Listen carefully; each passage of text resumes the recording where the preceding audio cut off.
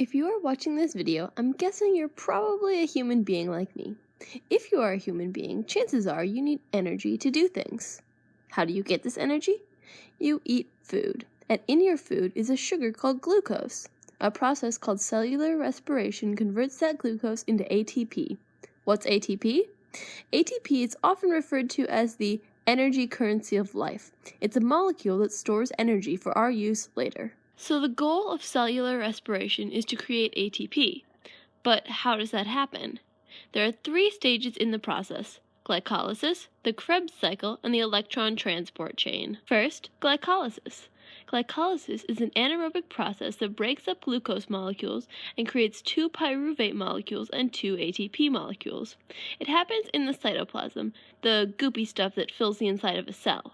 There are 2 phases of glycolysis. We'll call them the investment phase and the payoff phase.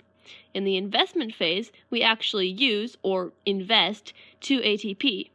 They get turned into ADP when they give off 2 phosphates to a glucose molecule, which splits into 2 molecules of a different sugar.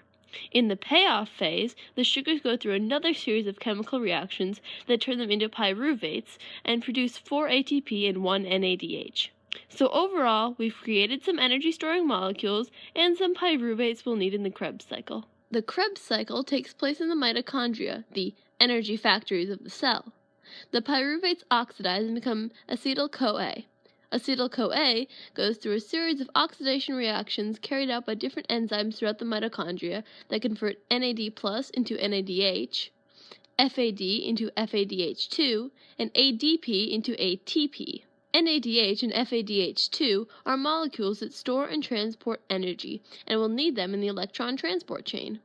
This stage of cellular respiration also produces carbon dioxide. Okay, we've gone through 2 steps of cellular respiration already. We haven't really made that much energy. Luckily, the electron transport chain will create a whopping 34 ATP.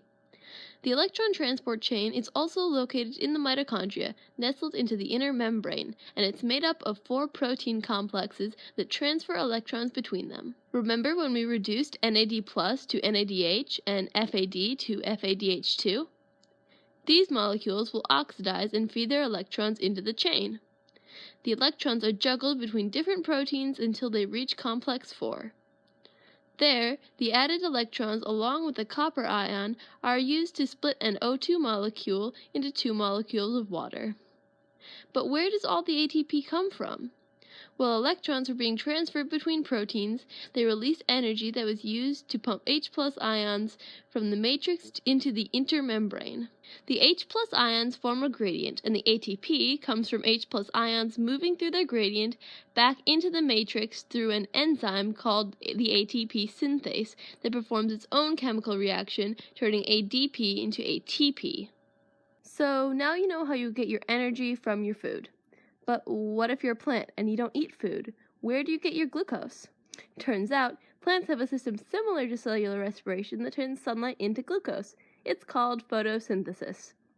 You've probably heard of it before, but here's how it works. There are 2 stages of photosynthesis, the light-dependent reactions and the light-independent reactions, also called the Calvin cycle. The light-dependent reactions take place in the chloroplast, the organelle in plant cells whose job it is to perform photosynthesis. Inside the chloroplast are thylakoids full of chlorophyll, surrounded by the thylakoid membrane in which the reactions take place. Within the thylakoid membrane, there are 2 complexes made of proteins and pigments that absorb light, photosystem 1 and photosystem 2. Inside the reaction centers, they each have a special pair of chlorophyll molecules called P700 and P680. The pigments in photosystem 2 absorb solar energy and pass it from pigment to pigment until it reaches P680, making one of the electrons move to a higher energy level.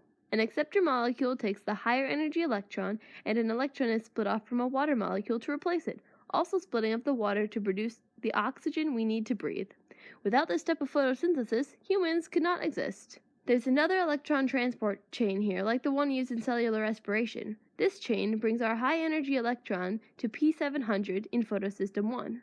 By this time, it's lost a lot of its energy, which has been used to pump H+ ions into the thylakoid to make a gradient, like in the last stage of cellular respiration. Light energy absorbed in photosystem 2's pigments recharges the electron, and it continues down another electron transport chain to an NADP plus molecule. Another electron does the same, transforming the NADP plus to NADPH. ATP is created through chemiosmosis when H plus molecules go from their gradient back into the stroma through the ATP synthase. Sorry for the bad drawing here, I didn't really leave room for the ATP synthase. You might have noticed that reaction requires sunlight. The Calvin cycle does not. It requires CO2. CO2 is absorbed by pores called stomata on the underside of the leaf. The reactions still take place in the chloroplast but in the stroma instead of the thylakoid. The CO2 reacts with a molecule called RUBP and turns into 3PGA molecules. Then the ATP and the NADPH molecules that were made during the light-dependent reactions are used to turn that into a sugar called G3P.